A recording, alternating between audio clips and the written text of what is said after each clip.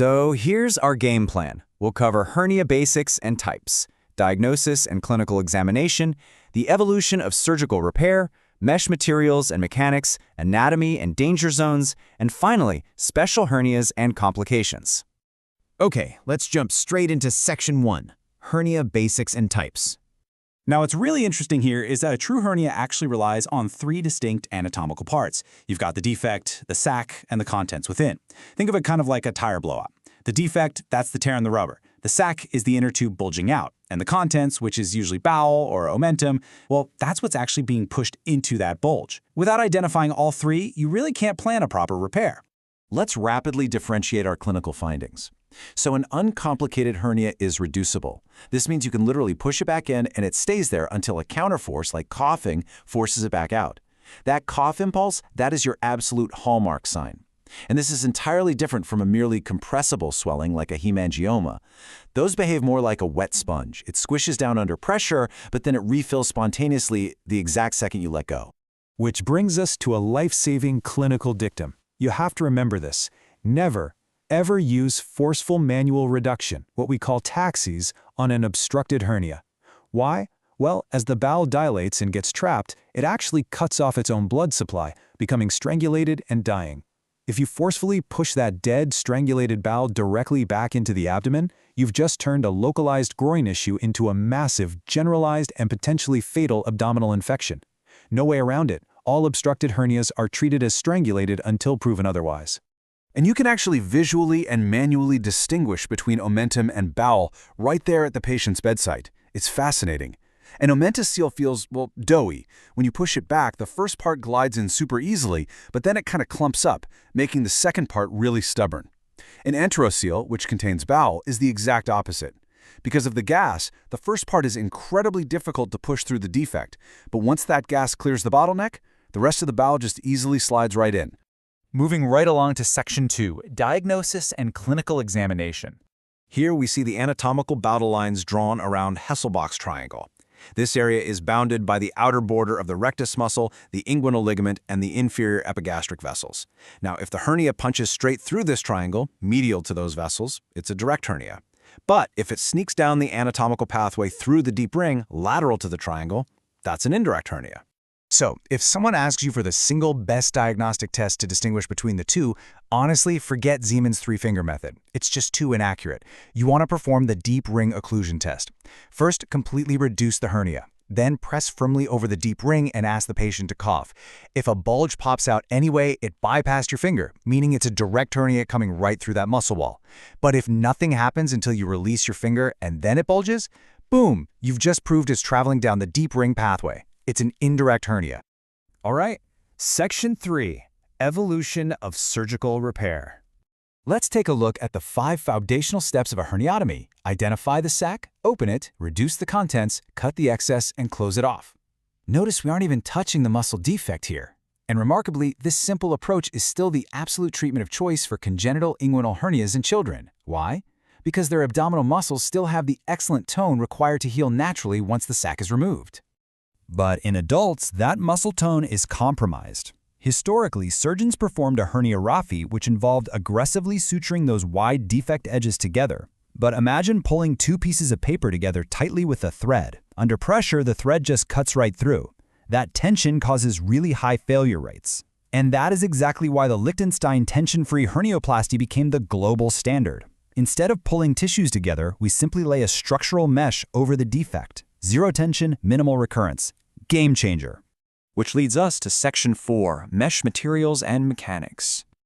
Synthesizing all that dense textbook data, here's exactly what you need to know about the materials we're implanting. Standard Proline is hydrophobic and resists bacteria, but hey, if it gets infected, you absolutely must remove it completely. PTFE is fascinating because it actually doesn't stick to the bowel, making it the only safe choice if you're placing mesh inside the peritoneal cavity. Biological meshes, while, yes, very expensive, can actually survive infected environments. Overall, though, the absolute ideal mesh is low weight with thin fibers and large pores.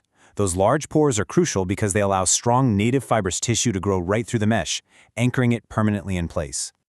But what happens when we take this mesh repair behind the abdominal wall? And where exactly is the dreaded triangle of doom? This brings us to the high-stakes world of laparoscopic repair. When we move the camera and the mesh behind the abdominal muscles, our whole perspective flips, and pinpoint anatomical knowledge becomes, quite literally, a matter of survival. Let's map this out in Section 5, Anatomy and Danger Zones. Laparoscopically, we have two main approaches. TEP operates entirely inside the abdominal wall layers, never entering the main organ cavity. It's technically demanding, but honestly, it's beautiful when done right. TAP, on the other hand, deliberately enters the peritoneal cavity first to get a look around, then cuts into the wall layer from the inside. But regardless of the acronym, the primary goal is identical here. Safely deploy a massive mesh over the myopectineal orifice, effectively blocking direct, indirect, and femoral hernias all at once. Okay, here is where you really must pay attention. Let's focus specifically on the boundaries of the triangle of doom. It's bounded by the vas deferens medially, the testicular vessels laterally, and the peritoneal reflection below. Inside this triangle lie the massive external iliac artery and vein. So the absolute unbreakable rule of laparoscopic repair is that no staplers or tackers are allowed here. None. A single metallic staple fired into the triangle of doom hits those iliac vessels, causing catastrophic, rapidly unmanageable hemorrhage. Just as the name implies, you and the patient are doomed. And right next door, just lateral to that nightmare, is the triangle of pain. This area houses critical nerves, primarily the lateral cutaneous nerve of the thigh.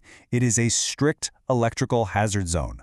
Using cautery here causes thermal nerve damage, and firing a staple here traps the nerve, leading to meralgia paresthetica, which is a lifetime of severe, burning thigh pain for the patient.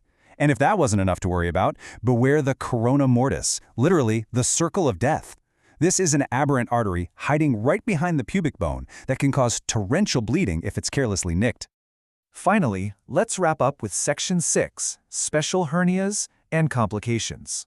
Let's look at a few unique cases to really build your clinical intuition, because you will definitely encounter some strange variations.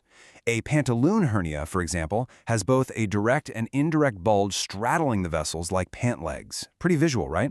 A sportsman's groin gives athletes agonizing pain but is often completely non-palpable. You usually need an MRI to even prove it exists. But the scariest one, that's the sliding hernia, commonly seen in elderly males. This is where a major organ, like the sigmoid colon or the bladder, actually makes up the posterior wall of the hernia sac itself. If you blindly slice open that sac, you literally slice open the bowel or bladder. You have to use heavily modified tactics here, like placing a urinary catheter pre-op, just to ensure you don't cause massive collateral damage. Also, always keep the European Hernia Society classifications in your back pocket. In a fast-moving clinical environment, precision is speed. Knowing that an M3 means a medial umbilical defect, or that an L2 instantly denotes a femoral hernia, that makes you an incredibly effective communicator on the surgical team.